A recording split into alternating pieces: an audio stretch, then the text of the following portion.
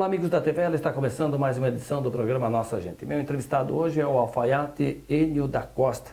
Enio, prazer tê-lo aqui no programa. Minosso, o prazer é todo meu pela oportunidade que você nos dá nesse dia e justamente no dia do alfaiate. 6 de 6 de setembro. São datas marcantes porque 6 de setembro, dia do alfaiate, e 7 de setembro, o aniversário do Enio. Olha então só. são duas datas muito importantes. Mas aí faz uma festa só. Faz uma festa só. Que legal. Só para deixar claro ao telespectador, nós estamos gravando o programa nessa data de 6 de setembro e você está acompanhando aí durante a semana essa reportagem, né? Agora, Enio, você começou fazendo outra coisa, ou desde jovem envergou para o lado da alfaiataria? Minosso, começou da seguinte maneira. O meu primeiro emprego de 13 a 14 anos foi numa olaria. Justamente onde eu me criei, nós éramos em 2 sobrinhos na casa de um tio. E chega a idade, você sabe como é que é, as despesas aumentam e alguém tem que começar a fazer alguma coisa. Então esse meu primo já trabalhava nessa olaria. E quando fui ver, já estava marcado para segunda-feira eu iniciar na olaria. E fui, né? A gente justamente só cumpria ordens, né?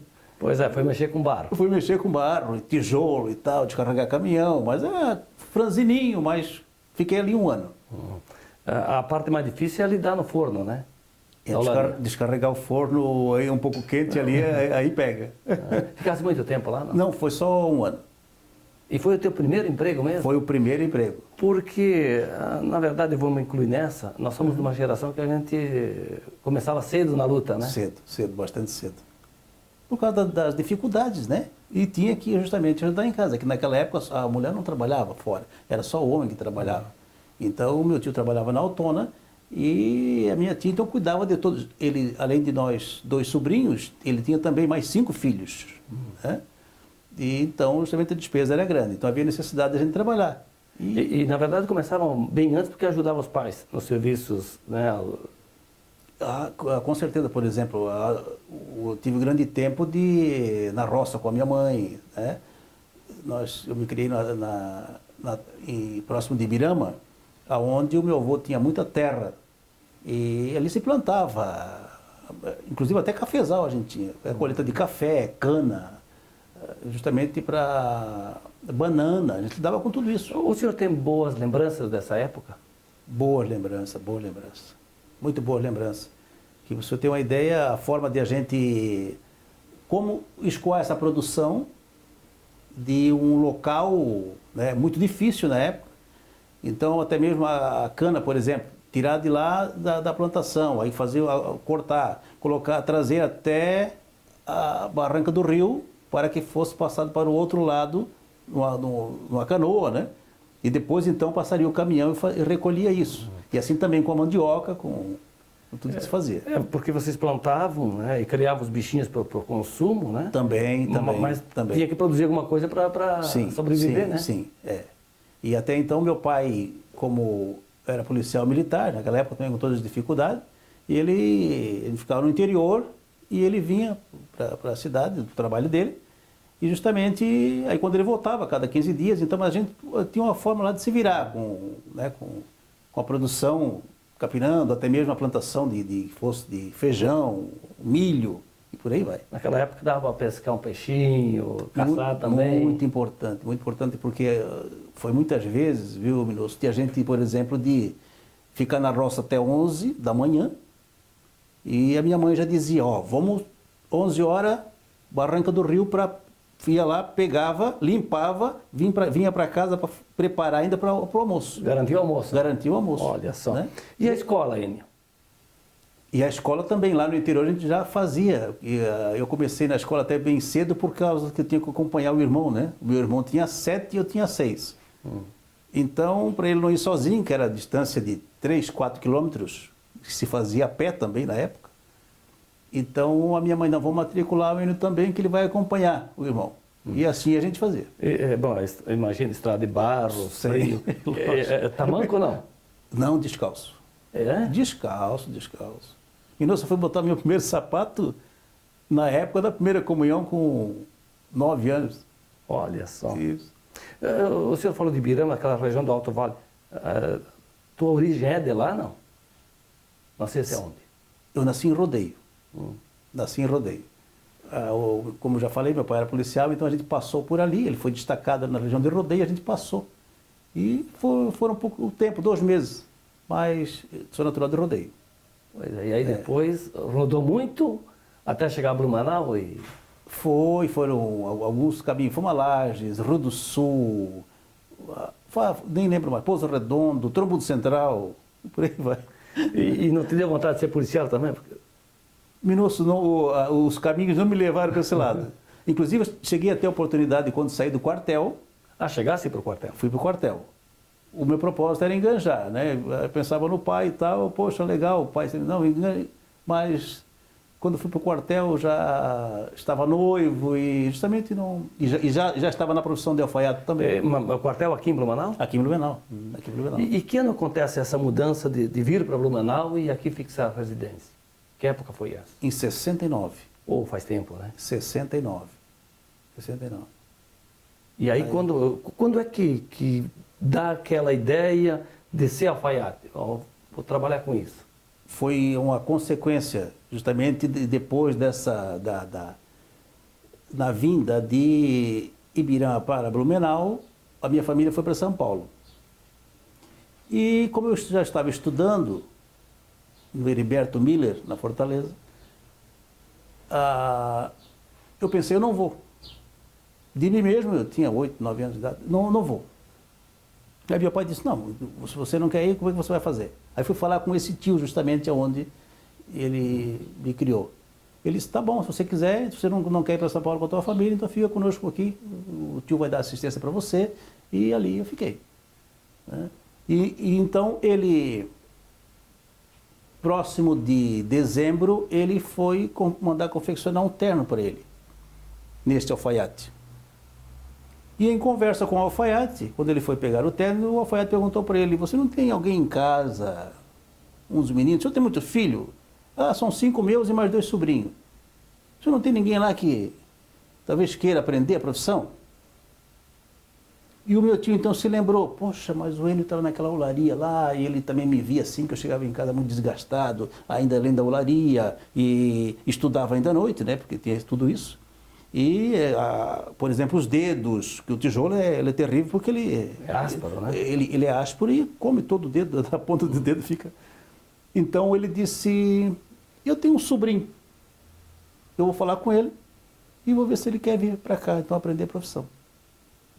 E chegou em casa, nos falou, e quando é que eu posso começar? Ele disse, então termina lá, esse dezembro ali na olaria ainda, e no começo de janeiro você começa. E comecei lá, fui lá para aprender alfaiate em 18 de janeiro de 72. Pois é, mas o senhor já tinha pelo menos vestido um terno na vida? Não, só andava de calça curta e camiseta. Olha só que virada, né? Exatamente. Interessante. É muito interessante, porque a vida nos leva a tal ponto que são circunstâncias, mas em tudo há um plano, né? Mas quando o senhor chegou lá na alfaiataria para fazer o teste, para conversar, imagino que lhe foi mostrado um terno, o senhor teve contato, então, com essa... Tinha o meu avô que falava fatiota. Exato. Não sei se era um termo gaúcho, se usa... Isso, o fatiota vem do gaúcho. Que, aliás, tem muitos clientes gaúchos. Pois é, e aí quando o senhor se deparou, né, com esse terno, qual foi a sensação? Poxa, eu vou saber fazer isso? Veio essa pergunta? Assusta. Que você vê que para quem lidava com tijolo, né? E para lidar com tecido, a sensibilidade dos dedos já muda completamente. Mas em decorrência também dessa lembrança do meu tio, para que me indicasse, porque justamente próximo desse tempo se colhia uns retalhos.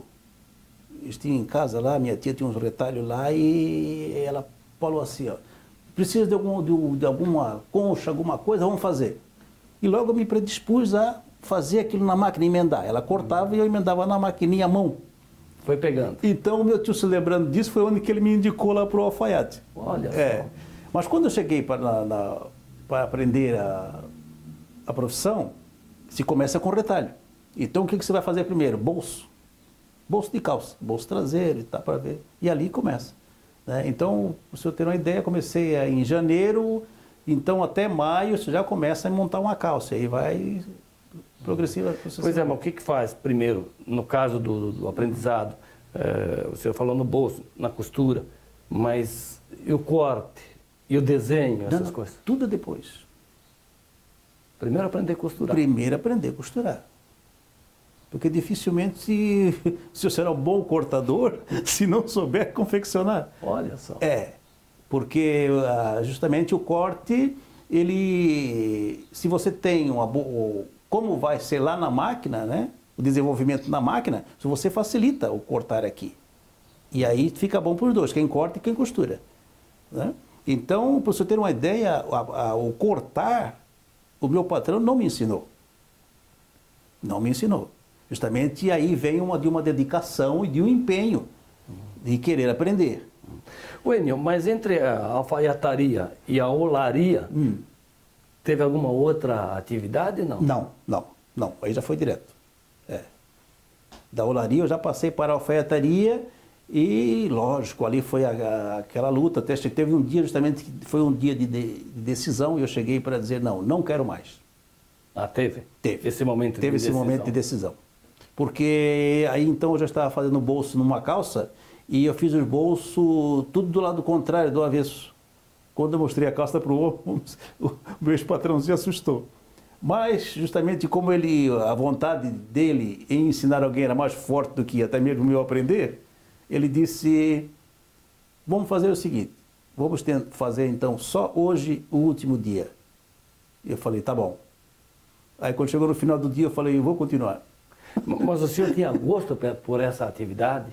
Ou foi fazendo por necessidade? Porque eu fazia o parâmetro luminoso entre a olaria, eu não quero voltar. Né? Aqui está melhor. Eu estou na sombra, né? É mais leve. Tranquilo. E gostava daquilo, e passei a gostar, fazer justamente com dedicação. Depois, com o tempo, vai pegando, as coisas facilitam, mas no começo fica essa... Fica justamente nos momentos de decisão que a gente tem que, né, tomar a decisão certa. E esse alfaiate que lhe deu a primeira oportunidade, já era um senhor de idade, já era um homem que tinha alfaiataria, digamos assim, consolidada? Sim, Minúcio, ele era uma pessoa extraordinária, um alfaiate, para a época dele, uma pessoa muito avançada, que hoje eu falo dele assim, que ele foi não só meu patrão, como pai. Ele me orientava muito até a minha ida para o quartel na época, e como eu era muito dedicado, ele também valorizava. Ele valorizava os finais de semana. O dia de semana eu era o primeiro a entrar, o último a sair, junto com ele, que ele trabalhava muito. E até mesmo para ir para o quartel, ele disse, os meses antes, ele disse, você vai lá, separa uns trocados aqui desse teu salário, e põe no banco lá, porque você vai para o quartel, você vai precisar de dinheiro. Então ele me instruía muito, muita visão.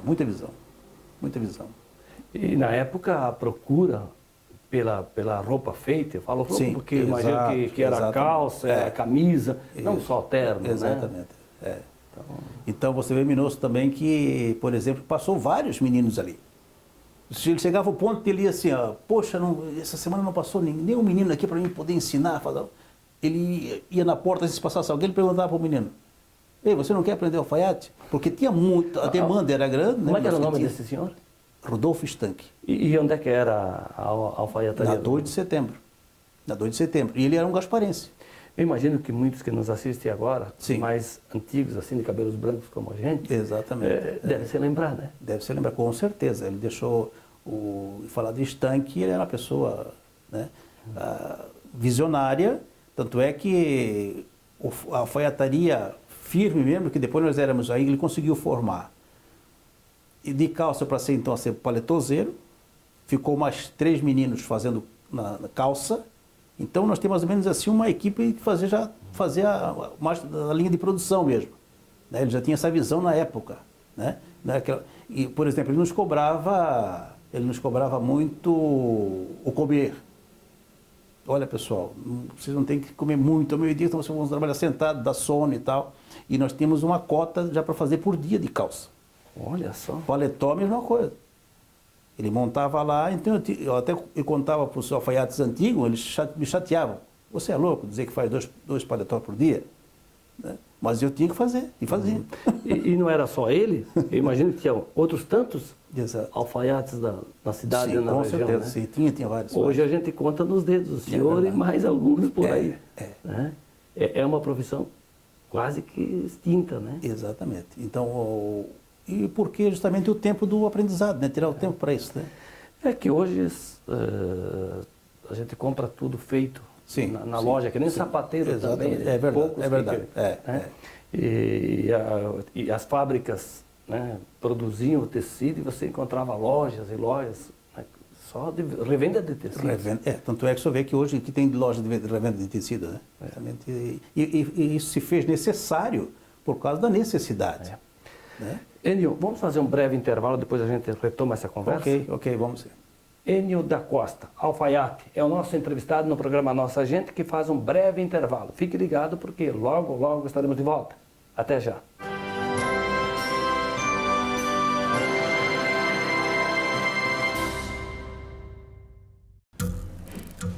As formas de comunicação mudaram, porém a necessidade das pessoas serem ouvidas continua igual.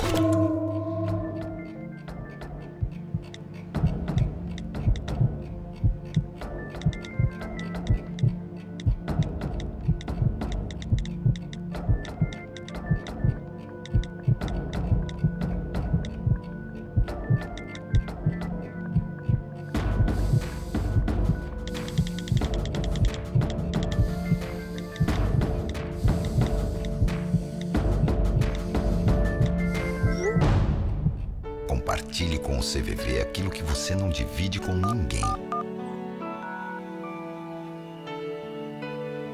Valorizar a vida, é isso que o CVV faz. Ligue 141 ou acesse cvv.org.br e receba apoio emocional.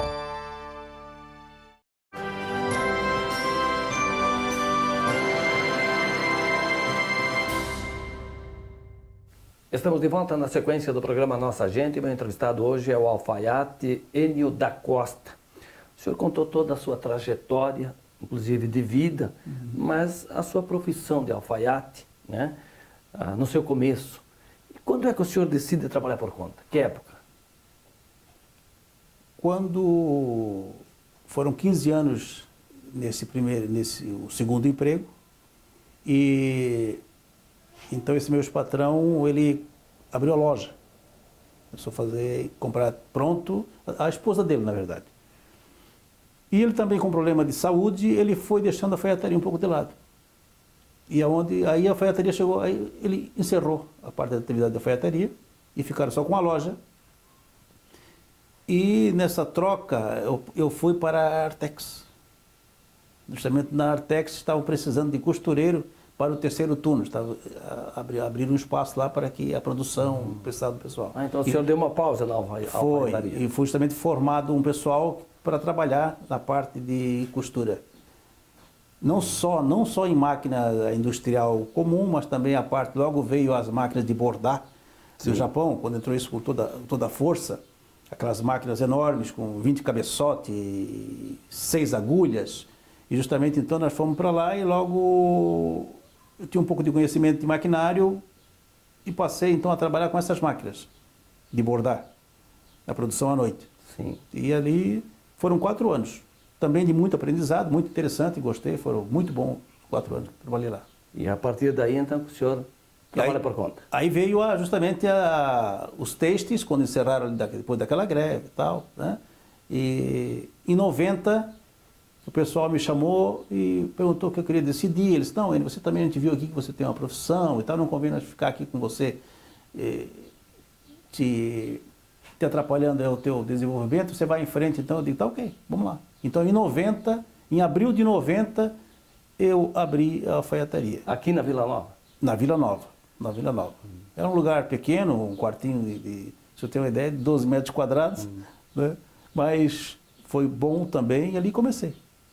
Bom, o senhor deve ter confeccionado alguns ternos, né? E para muita gente. Muita gente. Era muito tradicional em Blumenau, o baile de gala catarinense, né? Então se fazia muito smoking na época. Por exemplo, o Tabajara, né? Os bailes, por exemplo, que se fazia na época do nosso teatro aqui, né? Baile de debutantes. Debutantes, então se fazia bastante. Agora, o modelo, claro que a moda vai, conforme a época, muda, né? Vai mudando. E aí você também estuda, busca acompanhar essa... Sim. Para você ter uma ideia, Minócio, como eu estava falando em off para você, se eu estou vendo um filme, não é um enredo do filme, não é história. Eu vejo justamente modelo, por exemplo, de golas 20, de golas de camisa, gola dos paletó, né? Caimento de lapela. Então você está sempre buscando alguma informação. Você está num constante aprender. A alfaiataria, você está num constante aprender. Pelo fato de você trabalhar ela, lógico, no trabalho personalizado, então diferencia muito. E você tem que ter um olho clínico para aquilo. E cai muito bem o terno sob medida, né? Com certeza, com certeza. O nosso sistema, ele, lógico, como sempre digo, por causa da demanda, se fez necessário a roupa em série. Mas, por exemplo, tudo é um começo. A roupa em série, por exemplo, você vai comprar um terno, você vai... eu sempre digo assim, dos 15 aos 30, você acompanha a moda. Você passou dos 30, você já começa a formar o teu estilo. Quando você passa a formar o teu estilo, você já não aceita mais qualquer roupa. Poxa, eu vesti assim, me torceu lá, ou fez isso. Então você já vai procurar alguma coisa para o teu estilo. E aí... Parece propaganda, mas eu te confesso que eu não sou muito de usar terno, mas os poucos, até pelo ofício da profissão, por vezes a gente tem que usar, mas o que o senhor confeccionou e faz um tempo, lá atrás, quando eu casei, em 90 e pouco, 92, aquilo é inesquecível, foi perfeito, né? Exatamente. Depois a gente vai crescendo para os lados e já não serviu mais, toquei para frente, mas enfim. Mas é aquele tipo de coisa que de fato é... Por exemplo, se eu tenho uma ideia, eu tive um médico aqui da cidade que ele fez um smoking.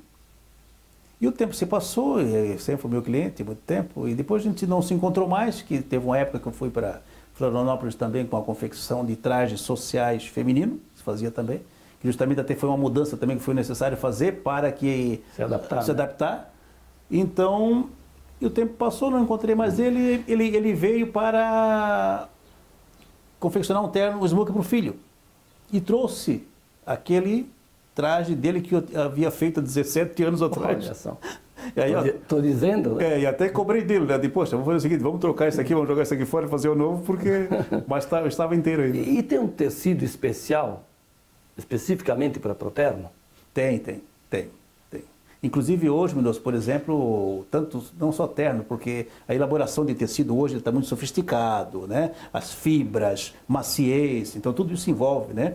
A gente tem justamente, por exemplo, tecidos excepcionais, tem tecidos inclusive importados hoje, italianos, que a preço de dólar, né? Uma fibra maciez excepcional. Pois é, porque no varejo aí tu compras ternos a preços razoáveis, né? Sim, com certeza. Até com 100, 120 pilas compra um terno. Com certeza. Claro, não estou falando de qualidade, se for de qualidade custa mais de 1.000. Sim. Agora, sob encomenda, sob medida, o preço também ele é diferenciado, né? Ele é diferenciado, mas vamos dizer assim, você tem preço, Minócio, a pessoa, por mais que você seja uma pessoa mais abastada em condições financeiras, mas sempre o mercado te sopra no ouvido um valor. Então você já vem mais ou menos em cima daquele valor. Então, a alfaiate hoje também eu não posso simplesmente me valer da minha qualidade, tanta experiência e cobrar do Minócio X por um terno. Né? Então tem que também ser razoável e procurar entender isso. Até porque, como nós dizíamos, hoje em dia né, a profissão, com certeza, ela está quase extinta, né? O senhor é um dos poucos sobreviventes aqui na cidade. E aí são poucos aqueles também que preferem o terno sob medida, né? Aí entra justamente o pessoal de quê? Dos 40, 50, agora, por exemplo, aí o pai vai casar a filha, aí ele vai para o mercado convencional, né? E justamente por causa de desproporção, a barriguinha ou isso aqui já não vai encaixar. Então ele procura um alfaiate. Esse pessoal ainda faz. A gente atende muito casamentos e tal, né? Hoje, por exemplo, a gente tem uma parceria ali com não sei se posso falar, mas que também faz traje de noivas e tal. Então a gente faz ela, olha, então eu já trabalhei com ela há 20 anos atrás e nos encontramos novamente, então eu faço a parte do masculino e ela veste feminino. Você faz muito casamento? Bastante casamento, é. Os ternos que faço hoje durante um ano, 90% casamento. Casamento. E aqueles senhores conservadores? Exatamente, né? Que vem justamente quer essa diferença Só em tecido. Que também faz um terno, dura uma eternidade. Aí que está, exatamente. Você faz um terno, se você manter o teu corpo, no mínimo 5 anos. Agora, Enio, qual é o segredo de um bom terno, uma boa costura? Nosso gosto, vontade de fazer. E sempre da seguinte forma, pensar assim, eu tenho que fazer o meu melhor. A cada terno eu tento me superar. A cada calça eu tento me superar. Em quê? Em acabamento, perfeição, né? Principalmente, por exemplo, se eu estiver confeccionando um traje para o Minosso, que é muito importante de você... por que a roupa sob medida tem que dar certo? Se eu tirar a medida, eu sou obrigado a cortar. Eu entendo assim, pelo menos. Por quê? Se eu tirar a medida do Minosso aqui, pegar essa sua medida e colocar para fazer em série, pode ter certeza que não vai dar certo. Não fecha. Não fecha. Porque quando eu estiver cortando, eu tenho que ter o quê? A silhueta, o design do Minosso na minha mente. A calça ele gosta mais assim, ele tem, né? Como é que ele... Então são tudo detalhes no braço, mais forte, não tanto. São detalhes que você tem que para fazer uma roupa com perfeição. E tem o terno que vai ao forro por dentro, outros mais simples. Aí também tem essa elaboração, né? Tem. Mas justamente quando ele manda fazer, você tem que fazer ele completo, com acabamento. Inclusive hoje tem variedade de forro excepcional, né? Que justamente hoje o grande nosso tecido vem de... Eu tenho tudo de São Paulo, tanto para camisaria quanto para ternos, né? Porque justamente o nosso mercado aqui hoje já não tem mais quem atende nossa. Eu tenho certeza que essa nossa conversa aqui está despertando a vontade de muita gente pelo menos está pensando num terno sob medida. Para não matar a curiosidade, que eu sei que é de todos, o preço médio de um terno sob medida. Ele tem a partir de R$750, ele tem um terno sob medida. Com tecido, tudo, ou só a mão de obra? Com o tecido, tudo. E tem a questão das cores também, né? A maioria é o preto, azul marinho, né? Tem. Porque o Minosso, ele vai, por exemplo, se ele quer um fio 160 importado, né? A gente tem para oferecer. Ele quer o poliviscose hoje, que domina o mercado, que é justamente o importado do japonês, do China e tal. Então, tudo nessa sequência. Né? E a procura, como é que está? A procura, como eu digo para você, hoje eu tenho a parte de casamentos, ou se não, a camisaria. Mas aquele cliente que bate aqui na porta, né, para fazer uma pesquisa ou até para encomendar um terno, tem uma certa frequência ou é difícil? Vem. Por indicação ele vem. Porque justamente a informação, desde que ele tem o primeiro tendo um bom atendimento, né? E você, porque a roupa sob medida, ela tem, qual é a indicação da roupa sob medida? É como ela sentou no teu corpo. Né? Cair bem. Se caiu bem, você vai falar, porque daí você vai, não, realmente eu fui lá e ficou bacana. Então ele vem nesse segmento, ele vem. Enio, né? Se eu pedir um terno, o senhor faz a medida e tal, quanto tempo leva para o senhor deixar pronto esse terno? Por exemplo, se você disser assim, eu sempre comento que, voltando ainda ao nosso tempo do segundo trabalho lá no meu ex-patrão, o Stank, nós fizemos um terno, eu cheguei às 7 da manhã, e nós estávamos fazendo um terno para o velório, o homem estava sendo velado, estava esperando, né? Então, tudo é de acordo com a necessidade do cliente. Né? Porque se eu vou colocar o seu Minosso na fila, Minosso, você vai ficar dentro do meu tempo, cronômetro, tem um tempo. Mas, de repente, a urgência do Minosso, então é preferível atender o Minosso do que ficar no meu tempo. Mas a pergunta, mais ou menos, é quanto tempo o alfaiate leva para começar e terminar o terno? Se ele começar e se dedicar àquela peça. Minosso, 2 dias no máximo ele faz. Então não é tão demorado assim. Não, por exemplo, no nosso caso, que a gente aprendeu a trabalhar sempre de novo com a meta de produção. O Enio, o senhor já está batendo 50 de profissão, meio século, né? Os cabelos brancos já denunciam que de idade o senhor tem mais, né? E o senhor pretende ficar nessa atividade até quando puder? Até quando puder. Você tem uma ideia, eu já comecei a teimar comigo mesmo no fato de usar óculos, né? Eu sempre penso comigo, a hora que precisar colocar um óculos para costurar, então está na hora de parar. Mas eu ainda tenho que seguir que eu ainda penso, ainda formei poucos nesse segmento. Alguma filha aprendeu, hoje ela está fora, é modelista e tal, mas ainda tem os netos que vêm na sequência, de repente a gente ainda tem muito que ainda passar para alguém, né? Quantos filhos? O senhor já falou da filha? Isso, são o rapaz e duas mulheres. E já tem netos, como o senhor Netos, já disse. exatamente. Bisneto ainda não. Bisneto ainda não. Daqui a pouco pinta. É. Enio, foi um prazer, hein? Igualmente, Muito obrigado. Muito prazer, muito obrigado a você, tá? Enio da Costa, alfaiate, foi o nosso entrevistado hoje no programa Nossa Gente. O programa está terminando, mas eu te convido para que você nos faça companhia aqui na programação da TVL. A todos um grande abraço e até a próxima.